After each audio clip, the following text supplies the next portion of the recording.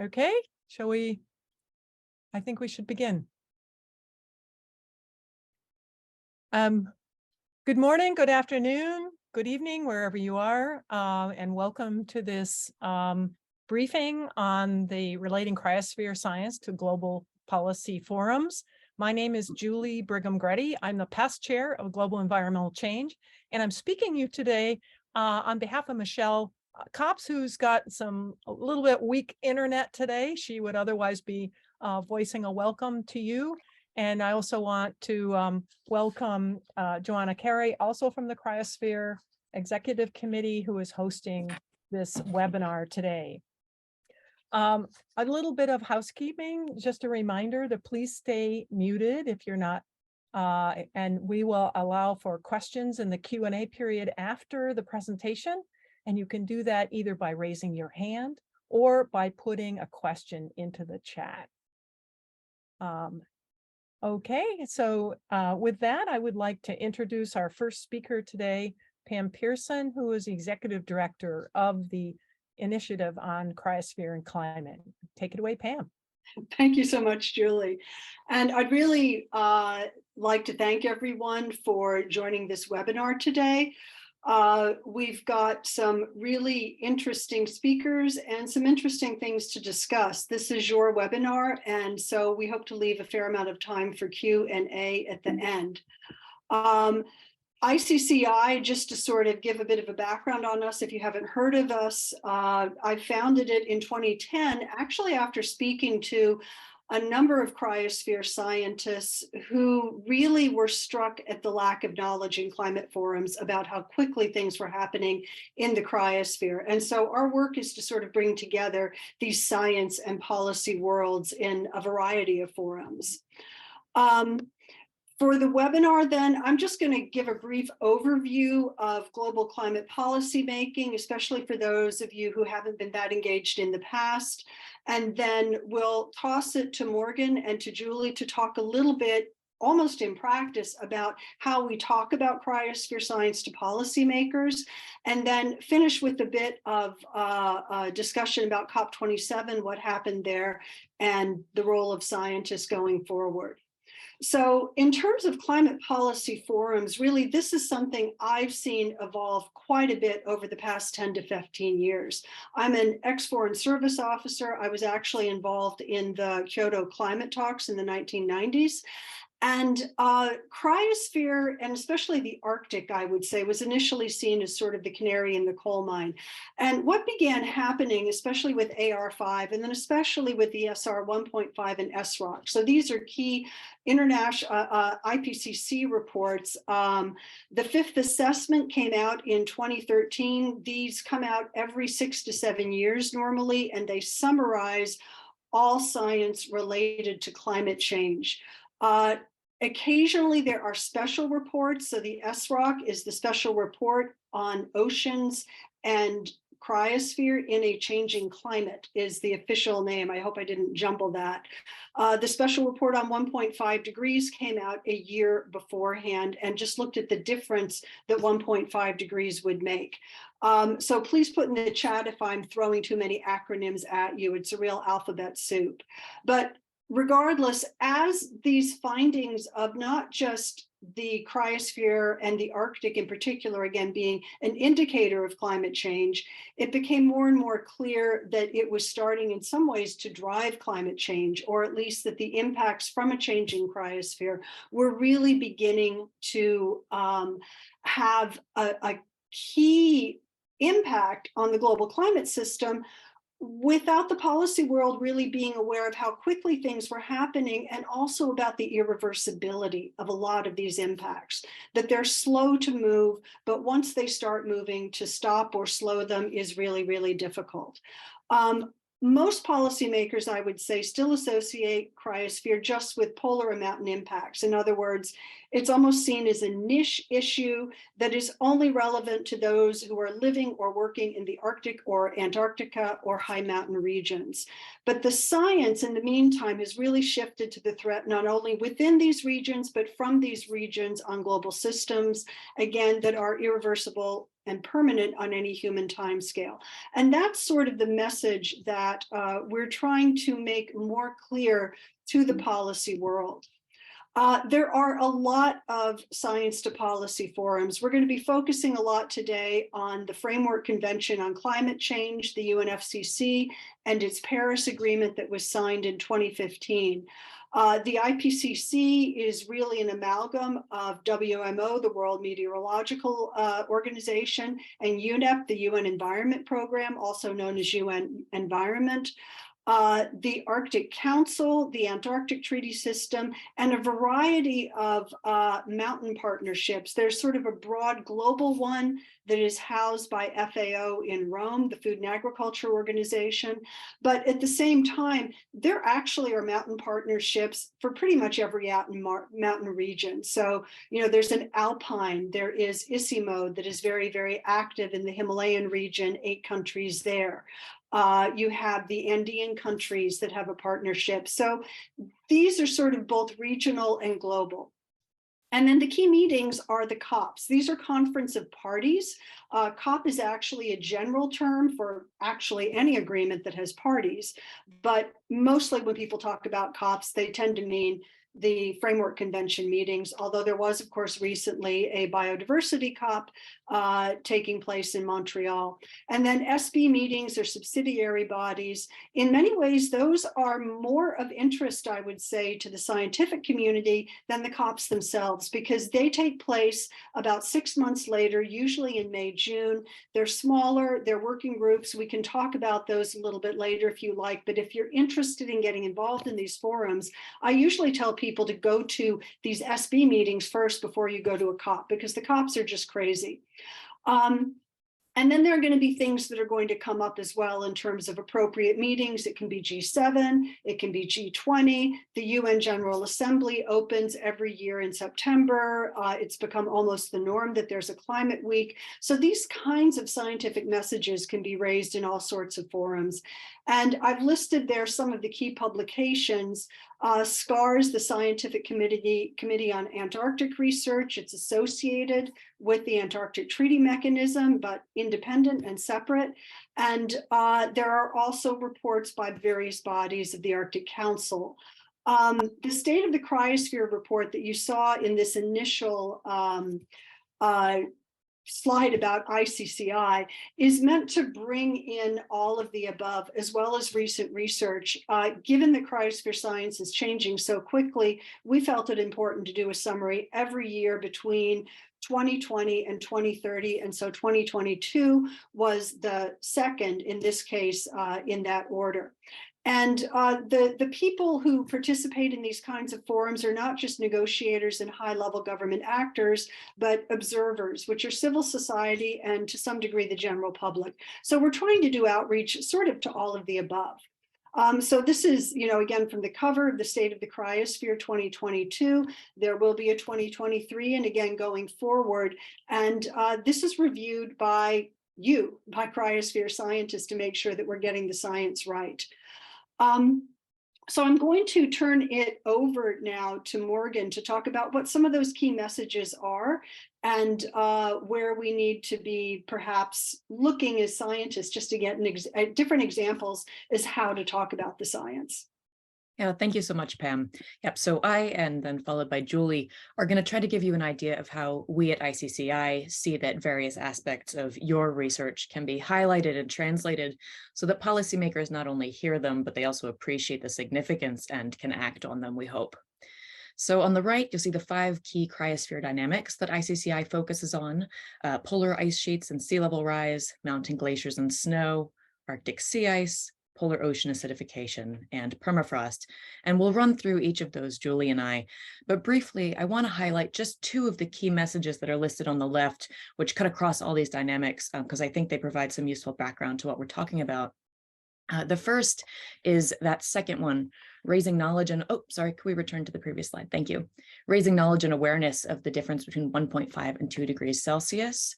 And so for anybody who doesn't know, although maybe everybody does, the Paris Agreement aims to strengthen the global response to the threat of climate change by, quote, holding the increase in global average temperature to well below 2 degrees Celsius above pre-industrial levels and pursuing efforts to limit the temperature increase to 1.5 degrees Celsius above pre-industrial. And so that's significant because as you all probably know better than anybody, cryosphere science tells us there's a significant difference between the world we would inhabit at 1.5 versus 2 degrees Celsius of warming. And so we highlight that throughout our messaging. Every fraction of a degree of warming matters. And then, as Pam mentioned, also the fourth bullet point there, those global impacts, including in regions that are seemingly far from the cryosphere, because it's still not understood and appreciated enough. The cryosphere is still considered too remote and isolated. So we're trying to highlight that interconnection. And next slide, please. So as ICCI's Global Mountains Director, I primarily deal with mountain cryosphere science. And one of the main things that we highlight is that the most important question here is not just how much snow and ice are melting in the mountains, but how fast that's happening and when it becomes effectively irreversible on human timescales. So something that we highlighted in 2022 was the major news that came out of Europe that glaciers in the Alps had lost a staggering 6% of their total volume last year because of a combination of low snowfall and heat waves. And so these images show projected outcomes for the Great Aletsch Glacier in Switzerland, depending on the emissions pathways that we choose. And we communicate this to negotiators, for example, by explaining these are based on RCPs or representative concentration pathways, which are greenhouse gas concentration trajectories that are adopted by the IPCC, as you may know. And you can see that under a high emission scenario, we're looking at near total loss by 2100. Whereas under a low emission scenario, substantial glacier mass is saved. So visuals like this can emphasize that these are choices that we have. We can act to save significant portions of the world's mountain glaciers. And we make sure that we tie all of this into societal implications of the changing mountain cryosphere, not only in mountain areas, but also downstream because of those serious implications, for example, and especially on freshwater availability, which affects billions of people around the world who rely on the mountain cryosphere for drinking water, agriculture, industry, hydropower, who might be impacted by the increasing risk of natural disasters from glacier lake outburst floods or landslides, or whose economies might be impacted by a loss of glacier and snow-based tourism, whose cultures might be impacted by the loss of glaciers that have spiritual significance. So when it comes to talking global climate policy, we stress, number one, that significant difference between 1.5 and 2 Celsius. We stress that glaciers take centuries to millennia to regrow, if they can regrow at all, which means that today's policies have implications for losses that are essentially irreversible. And that has really important significance to nationally determined contributions, which are countries' climate action plans to cut emissions and adapt to climate change under the Paris Agreement. Interestingly, something I think a lot of people don't know in the scientific community is what long-term means in UNFCCC, for example. Usually when they look out to the long term, they're talking about 2100. But as I suspect everybody on this call knows, cryosphere science demands that we look much further out because the picture changes so significantly, as you can see in these graphs, when we move from 2100 to 2300, for example. We see this becomes a major issue of intergenerational justice.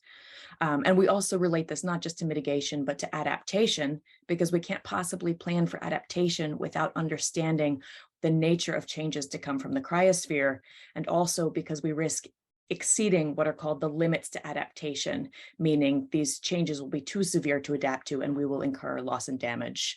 But we always emphasize as well that the future is in our hands, and as these graphs show, we can save meaningful portions of glaciers with some possibility of slow regrowth. Next slide, please. And I'll also speak really briefly about some of the key messages from permafrost. I don't know if we have any permafrost scientists on the call. We start with a very simple understanding of feedback mechanisms, which I'm sure all of you know. Global warming thaws the permafrost, which releases greenhouse gases, which warms the climate, which causes more permafrost to thaw. And so we might frame this issue of permafrost thaw in terms of carbon budgets, which is the amount of carbon we can emit without exceeding a certain degree of global warming. Here we're looking at 1.5 and 2 Celsius. You can see that the emissions from permafrost thaw, which is the pink part of that bar, are large enough to significantly decrease our carbon budget, which is the overall bar in that left-hand chart. So that pink part is not accounted for in the numbers that are the basis for climate negotiations, which we emphasize to policymakers means we need to work even more urgently and ambitiously to reduce our own emissions.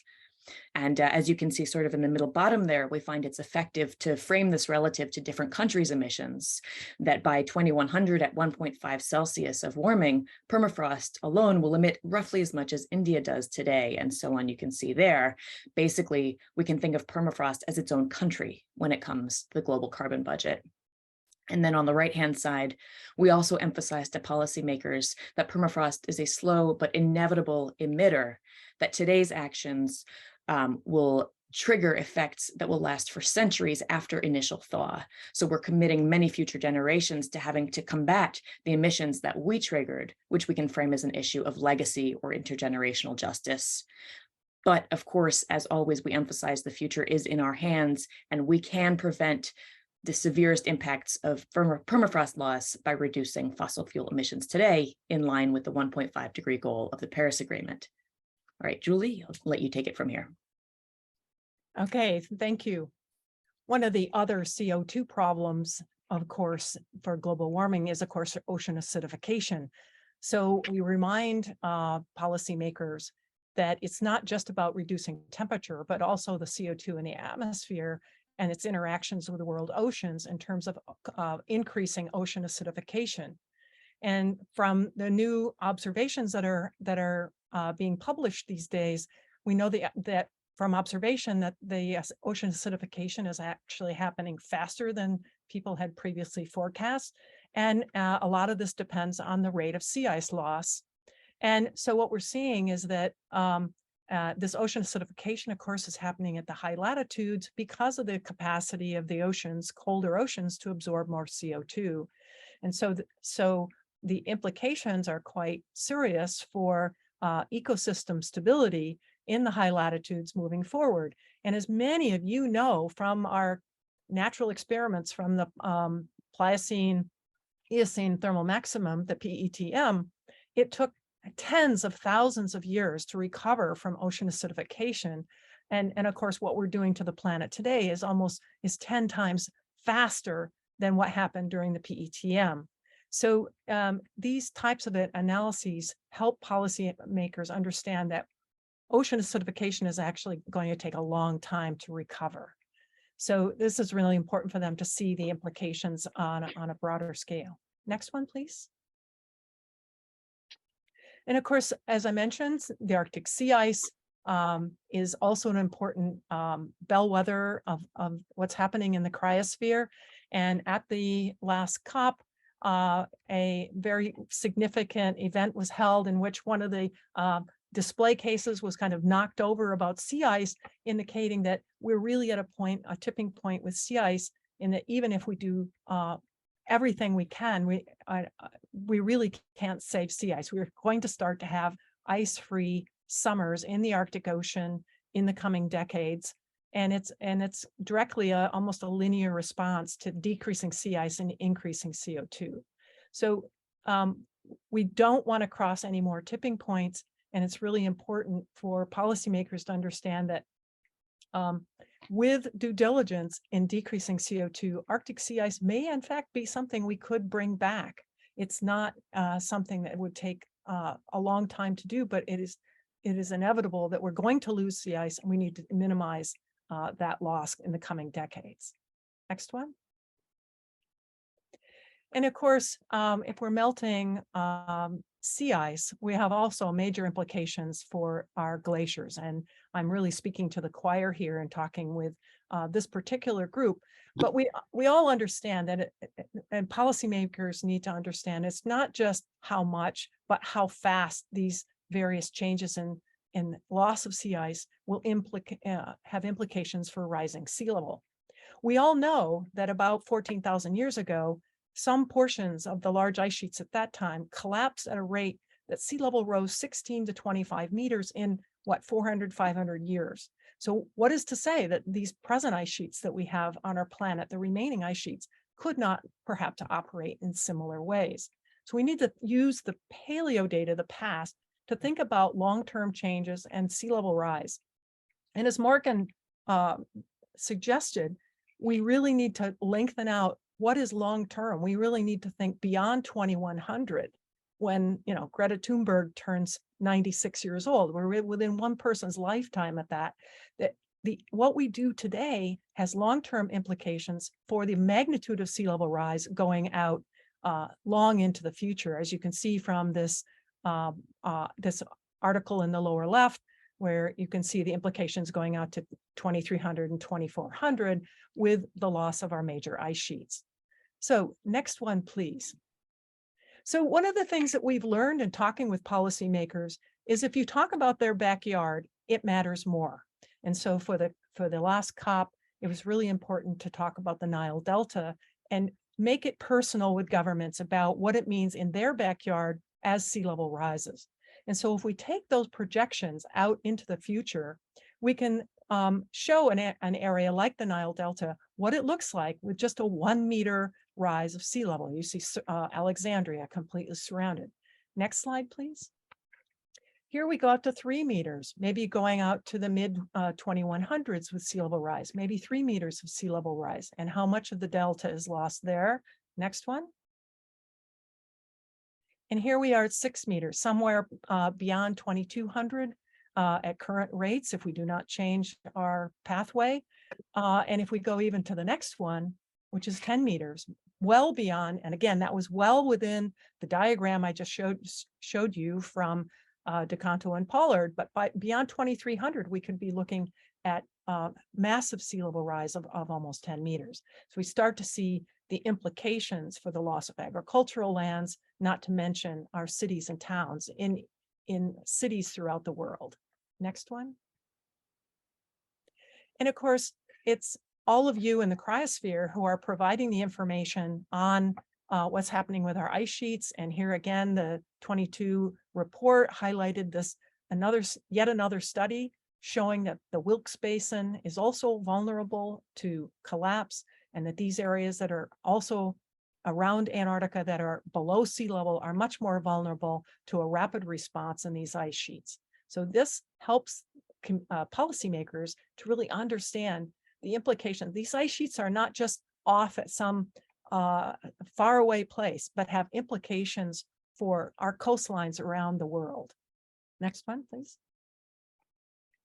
And of course, Greenland is not to be dismissed. Many of us know that the models show that once we lose summer sea ice around northern Greenland and so on, this also sets into play rapid response. And this recent paper by Jason Box, of course, talked about the real commitment of even a 30-centimeter rise in sea level caused by the Greenland ice sheet alone, just because of what's happening and the massive melt rates, particularly even seen in this last September when we had large-scale melt that was really unheard of for many parts of September in previous years.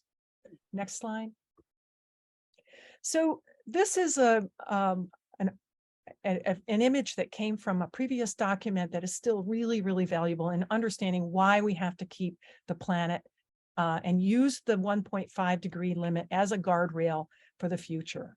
And that is, if we click one more time here, this is where we want to be. The 50 by 30 coalition really wants to cut CO2 emissions by 50% by 2030.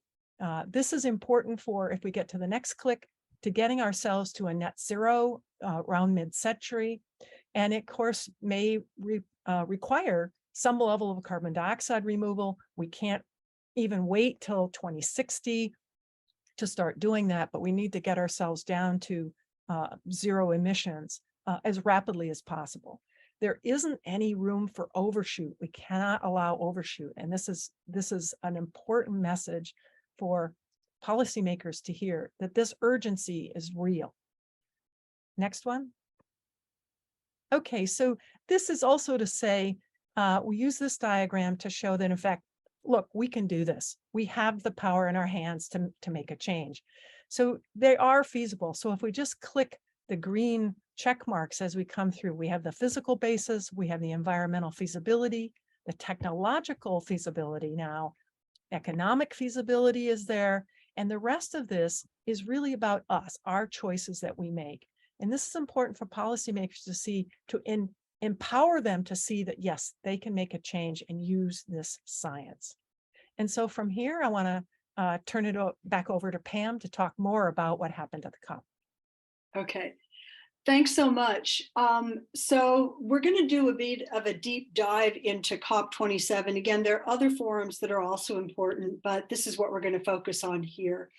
So some of the takeaways, there really was quite a significant pushback from what I would call fossil fuel stakeholders, both governments and private sector. It really barely held the line on the Glasgow language. There was actually quite a push to emphasize 2 degrees C again, rather than 1.5 degrees C. And if I had any hesitation about including this as my top point, it was sort of smashed by today's announcement by the COP28 host that the COP28 president is going to be Sultan Al Jaber, who is the CEO of the Abu Dhabi National Oil Company, one of the largest oil companies in the world. Now, to be fair, and as a diplomat, I am always fair. He has also been their lead climate representative for quite some time. He is the Minister of Industry and Advanced Technology for the UAE. At the same time, having an oil company CEO as COP28 president does not necessarily send the right message. And I have to wonder if the folks at Nature were aware of that, because they, of course, released, I believe it was just today, an editorial about the need to really phase out fossil fuels. So science is really moving itself into this policy realm. There was a much lower presence of civil society than at previous COPs. A lot of that was because of costs and limited access to civil society, especially outside the COP. If you weren't accredited, unlike at other climate conferences, it was really, really difficult to take part. There was a very opaque negotiating process at some stages from the leadership. Nevertheless, there were some achievements. There was a mandate finally for a fund on loss and damage. This is an important principle. However, there are similar funds that have been created in the past, and there's no more guarantee of funding for this than earlier mitigation and adaptation funds, especially for developing and vulnerable nations. And the most important thing that we're really trying to emphasize, because we need to be very, very honest about what is happening to the planetary system. Year-on-year CO2 levels have continued unabated pretty much since 2000.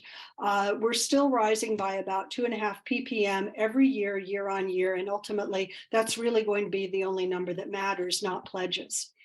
At COP27, for the past 3 COPs actually, beginning at COP25 in Madrid and following on with Glasgow, we have had cryosphere pavilions. And our pavilion at COP25 was actually at the request of the Chilean presidency. And it was really the first time that there was sort of a substantively focused pavilion. And it made quite an impact, I think, because now by COP27, there were loads of differently focused substantive pavilions.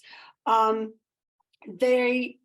at least, tries to really keep that focus on substance. So we have an exhibit area that people can come in and learn, even if they don't talk to anyone. Although, as you'll hear later, we do have our early career scientists who are available to talk about the science that's being presented. It is symbolic to have Cryosphere have that presence among many government and industry pavilions. And perhaps most importantly, we have side events that are live streamed on Facebook, but the videos still exist. They're cached on our YouTube channel. And so you can go back to the even COP25 in 2019, and you can watch some of the side events that were presented there. And some of them have, hundreds of viewers at the time, and then many more afterwards. COP27, we were severely constrained again by these costs. And just to give you an idea, hotel rooms started at 400 euros a night. We and many of the developing countries actually ended up staying at Airbnbs that were quite far away from the actual venue. Let's just say that we lived on in the normal manner of well-off Egyptians, and that we need to be clear on as well. I would say we certainly weren't suffering, but at the same time, it was a very different COP in terms of how we were living, and also with some of the difficulties with fraud. We and almost every organization I know ended up having sham Airbnbs that did not exist. The worst example I heard of was the Cape Verde climate lead negotiator who dealt with this, and he thought he had problems until he found out that his prime minister's Airbnb had also been canceled. So those are the kinds of things we were working against. Sometimes less is more, and I think we made a lot out of it, but this issue of funding is something we're really going to have to address going forward if we're going to have cryosphere pavilions in future. Here's some pictures from the pavilion. I'd sort of like to highlight to the left, that is Lisa Kopakuluk, who is the president of the Inuit Circumpolar Council. And this actually was the event that Julie mentioned earlier, where we have a sort of, if you look down at the lower right, we have a toppling Tobler. And these are the exhibits you see in the middle that basically show the cryosphere response at 4 different temperature ranges, you know, where we are today, where 1.5 degrees can get us, where current pledges can get us, and then high levels of emissions. In other words, our current, we're usually not saying emissions pathway right now because of the pledges that countries have made, but our current rise on rise of CO2. So if we continue rising 2.5 ppm per year, this is where we're going to end up in terms of cryosphere. We try to bring both leaders and the general public into these events. At the upper right is the Chilean Minister of Science, for example, but also early career scientists and some cultural events. So again, in the lower right, you see a Swiss jazz trombonist who sort of ended that particular side event, focused on the impending loss of summer Arctic sea ice. Again, likely at least once before 2050 is the projection from AR6.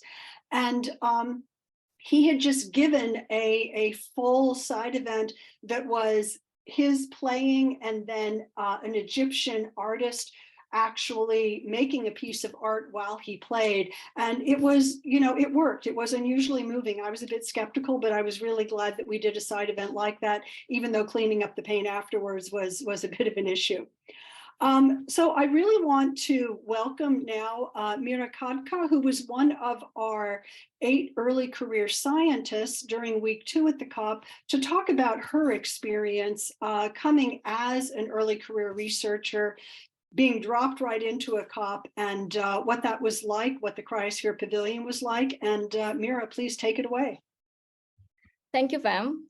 So yeah, as a PhD researcher at Carnegie Mellon University, I have been working on glacier modeling, and one of my major research interests is minimizing uncertainties in glacier projections. So to drive better policies in high mountain Asia, cryosphere policies. So when I got this opportunity to work as an early career scientist at Cryosphere Pavilion, I was very excited because it perfectly aligned with my research interest.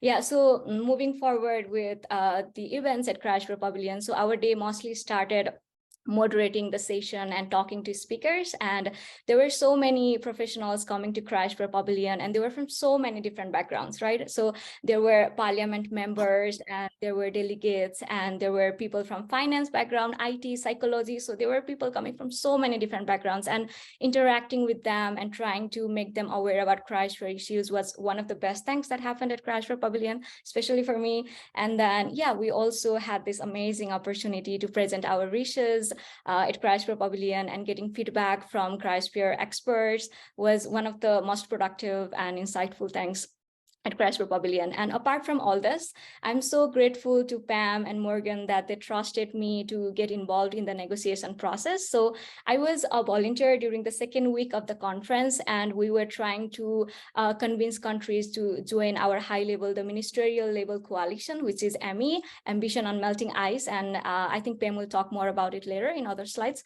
So yeah, so we're trying to reach out to delegates and ministers, and especially when Nepal joined the coalition, coalition, I was so happy that I personally reached out to the secretary from Ministry of Forest and Environment from Nepal, and I thanked him for his effort. And even after COP, we are constantly in touch, and we have been planning and discussing what can we do on cryosphere policy through ME in Nepal. So it has been very productive for me. And so many good things were happening at COP, right? But there were also so many challenges. So especially Morgan and I, we were trying to reach out to some delegates from some countries who are severely affected by cryosphere hazards. And we were not getting satisfying response from the government level. And I think as an early career scientist, like it was very difficult to take in, and it was my first COP experience. But now when I look back, I think all the good things and challenges, they inspired me to keep moving forward on cryosphere policy, because especially when you are a cryosphere researcher from Nepal, you don't have the luxury to get disappointed and do nothing, right? So yeah, I feel more inspired from all the things that happened at COP27. And it was so amazing meeting all the cryosphere experts, and especially the early career scientist volunteers. Like, they were all so amazing and very motivating. Yeah, so yeah, I think, and I think also as a scientific researcher, I think I feel more responsible that we need to bridge this gap between cryosphere science and policy. So I think that was one of the major takeaways from Cryosphere Pavilion, because before going to COP, I was like, okay, there are so many things happening in cryosphere policy in the world. But after attending COP event, I was so I had to rethink about all my perceptions, because we really need to bridge this gap between cryosphere science and policy. And I think all cryosphere researchers from all over the world, they need to really rethink about their perception about global policy forums and make sure that they contribute in certain ways in future events. So yeah, that's all from my side. And thank you for this opportunity to reflect on my experience and share my experience with you all. Yeah, thank you so much. And for those of you who are PhD students or also early career scientists after getting your PhDs, I'd really encourage you to apply to become an early career scientist at the next Cryosphere Pavilion. And Mira, I have to especially thank you, because she's joining us from Kathmandu, where it's almost 11:30 at night. So it's really late your time. I also just want to bring your attention. I mean, Mira was one of the most active of just really talking to negotiators who stopped, bringing to their attention some of the things we were trying to do with the cover decision, as well as ambition on melting ice. Which again, I'll talk about later, but at the lower right, you actually see Mira together with Ugo Nani, who is a PhD student at the University of Oslo, who are actually taking this agreement around minister to minister for them to sign during this signing ceremony. So you see the Icelandic minister signing the agreement there, and to her left, is the Chilean climate and environment minister, who is actually a scientist. She came to the COP25 Cryosphere Pavilion as a speaker, and now she was returning as a minister, which was pretty cool. So at COP27, there were a number of negotiation tracks where it was important to get mention of cryosphere and what the implications were. And I'm not really going to run through these. This is what I tend to call really nerdy diplomatic stuff. But you know, there are implications of cryosphere science for all of these. And perhaps the two most important that I'm showing here, the second periodic review of the long-term global goal, that actually goes all the way back to the original framework convention, which has a goal of preventing dangerous anthropogenic climate change. And it's reviewing whether the goal of, in particular, the Paris Agreement is adequate to prevent that. And if you look at cryosphere, especially over the long term, I think most of you would say that if we stay at 1.5 degrees for a long period of time, we're going to see some really significant and perhaps disastrous, especially for human communities, changes, because as Julie can explain to you, at 1.5 degrees, already there, we're looking at a really different planet. And so there really almost needs to be another goal to bring temperatures down again as quickly as possible. We can't tell people that 1.5 is a safe long-term level. And similar to that, there's a process called the Global Stocktake, which is a Paris Agreement, and it is specifically looking at current country pledges. And here again, are they adequate to meet the goals of the Paris Agreement? And here again, you have some level of irreversibility, but especially permafrost is important, because if you're taking stock of how emissions are going, permafrost thaw emissions need to be taken into account as part of that. The Nairobi Work Program is focused on adaptation. There's a few newer negotiation tracks: Global Goal on Adaptation, Loss and Damage Mitigation Work Program. I know this can seem like a really boring, in some ways, mix of alphabet soups and different processes, but my point is that they actually do eventually have an impact on what countries decide to do. And for that reason, it's important to bring cryosphere into all of these. So in the Sharm el-Sheikh implementation plan, which is also known as the cover decision, what we eventually were finally successful in doing, after a couple of tries at previous COPs, was to get cryosphere concerns into the what is called operational or actionable language. And that was entitled not just science as in the past, but science and urgency. And so we had this point on recognizes the impact of climate change on the cryosphere and the need for further understanding of these impacts. It was included in the preamble that maintained the COP26 language, but then in these other negotiating tracks that are then included in the cover decision, it was also included. But I would say most important, it really helped hold the line on 1.5 degrees. And that's where this new group comes in. As Mira mentioned earlier, it's called Ambition on Melting Ice, or AMI, on sea level rise and mountain water resources. And it tries to center cryosphere science in climate policy in all forums, not just the UNFCCC. So we had 20 countries join and sign the declaration. To the right here, you see Mexico, which was unable to make the initial signing ceremony, so signing here. And the representative is to the left, but to her right, you see an early career scientist from the Glasgow COP, who is from Mexico, studies at Sterling University, Jimena Aguilar, and she was really key in making sure that Mexico was able to sign this agreement. So again, even early career scientists coming to a COP can really have an influence. But what's interesting about this group is that it is an unusual combination of not just cryosphere nations, mountain and polar nations, but affected, like low-lying and downstream nations. So we don't just have it co-chaired by Iceland as an Arctic and mountain nation, and Chile, which considers itself an Antarctic nation as well as a mountain nation, but we have Vanuatu that has joined, and Senegal. And so these are countries that are going to be affected by cryosphere, even though they're far away. And we could see via a really fast 7.5 minute, no, it was 6.5 minutes. She had 7 minutes total to just run through all of those cryosphere dynamics for the ministers. Heidi Silvestre, who used to be our outreach director and now works for the Arctic Council, AMAP, the Arctic Monitoring and Assessment Program. And she ran these down, and we could see these ministers citing that.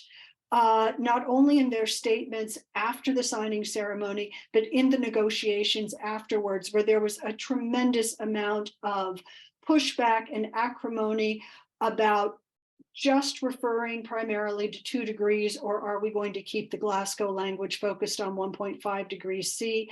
And you had ministers talking about the response of these regions and why 1.5, and as they were saying, keeping 1.5 alive was so important. So it shows that science-based messages, accurate science-based messages, can really have an impact. So moving forward, you know, it's important to reach policymakers through your research. And just a few real points to think about. Highlight what is directly policy relevant, especially as you're writing and speaking about your research. How is this going to impact people and ecosystems? Directly reference these policy processes. In other words, nationally determined contributions, climate pledges, NDCs, the Paris Agreement. And it's important also to connect your findings to projections and projected thresholds that policymakers use. And I would say even more so than RCPs or the new SSPs, it's really temperature that policymakers understand. And so being able to say, this is going to be the response at 1.5 or 2 or 3 degrees or 4 degrees, even if your basis is an RCP or SSP, to talk about it in your papers or in your more public talks about temperature ranges, that is going to communicate much better to policymakers. And there are some great recent examples.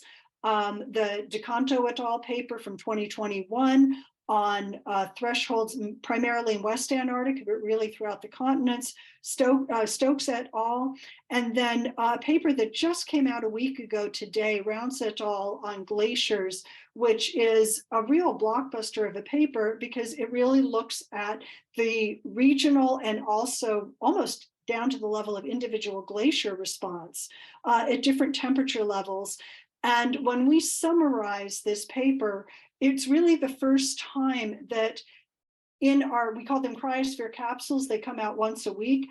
I just quoted the end of the paper, the conclusion of the paper, because it was so clear. I just felt it was best to quote what the author said. Those kinds of really direct messages can have an impact.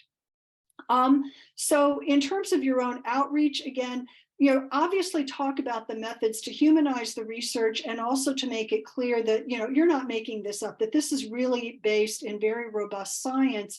But once you've done that, speak in details that people can relate to, especially if you're able to focus, say, on your local region or of cultural relevance.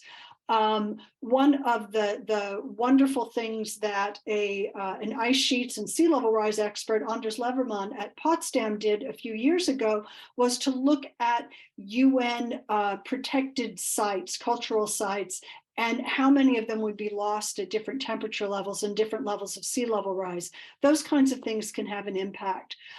Use figures that are more legible to non-specialists. So one of the things that you might have noticed in the mountain glacier graphs is that, typically that was put in terms of sea level equivalent. So that goes up, right? Because sea level equivalent contribution from glaciers goes up as the glacier disappears. But policymakers and the general public really have a hard time understanding that. So we were able to get the original data from, in that case, the Marzian 2012 paper, which again was really a benchmark for many years. Now there have been several papers that update that we're going to rely on going forward. But we were able basically to flip those graphs using the original data. And so they're equally relevant, but they're now in a form that people can understand, and they can say, particularly when it comes like a region like the Alps, that at 1.5 degrees, you even see a little bit of regrowth moving towards 2300, whereas at high emissions, if you reach 4 degrees by the end of this century, then there's basically no glaciers left very soon after 2100 in the Alpine region. Uncertainty is important when you're talking to scientists to define them. It is not helpful when you're talking to policymakers or the general public, because the message then tends to be, oh, well, you don't know, so we don't need to listen to you. So yes, it's important to constrain things, but I usually highly recommend to scientists, if you're going to talk about the uncertainty in your study, put it in the middle. If you lead with it, no one will listen to you after it. If you end with it, it's the last thing they're going to think about. And again, they're going to sort of discount everything you said before. So talk about that in the middle. And of course, most important, just keep producing and sharing this excellent cryosphere research. Never doubt that your work is essential and important. We're happy to support you in this work. We certainly can, especially if you know that a paper is coming. We abide by embargoes, trust me. And so we can amplify them once they're out and also bring them to the attention of interested negotiators. One of the things that we do often is bring under Chatham House rules, scientists and policymakers together, and scientists can actually present their non-published research so the policymakers are aware of this. And we even make it practical so that the Great Aletsch Glacier that you saw in one of the slides that Morgan showed, when we met in Bern in spring of last year, 2022, we were actually able to take the negotiators up there to the Jungfrau Joch Glacier Station so they could see that for real.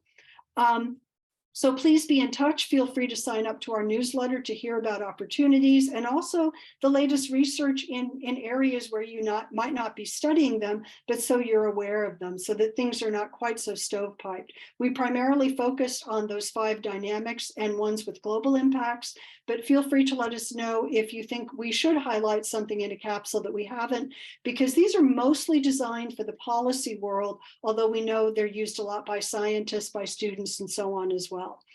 So be in touch. You have some of our emails here. And thank you so much for your work. And with that, I'm actually going to toss it to Morgan because she really, and to thank her because she really worked hard to put this together with Joanna. And so really thanking the 2 of you. And Morgan, please feel free to take the last word. Thank you. That's very kind. Yeah, thank you everybody for joining us. I've been, although I've heard versions of this presentation many times, it's always inspiring, I think, Pam, to hear you reiterate how important the work of cryosphere scientists is. Mira, you said you were inspired by the COP. We are inspired by you. Thank you so much for sharing your perspective. And for everybody, Pam included our contact information in the second to last slide, I think it was. But if you are interested, please don't hesitate to reach out. We'd like to amplify your work. We'd like to see how we can strengthen connections with your community and help platform your work so that it continues to inform and impact global climate policy. We're very happy to speak with you. So thank you again, everybody, for coming. Thank you to our wonderful speakers. And I hope you all enjoy whatever may be left of the rest of your day, depending on where you are in the world.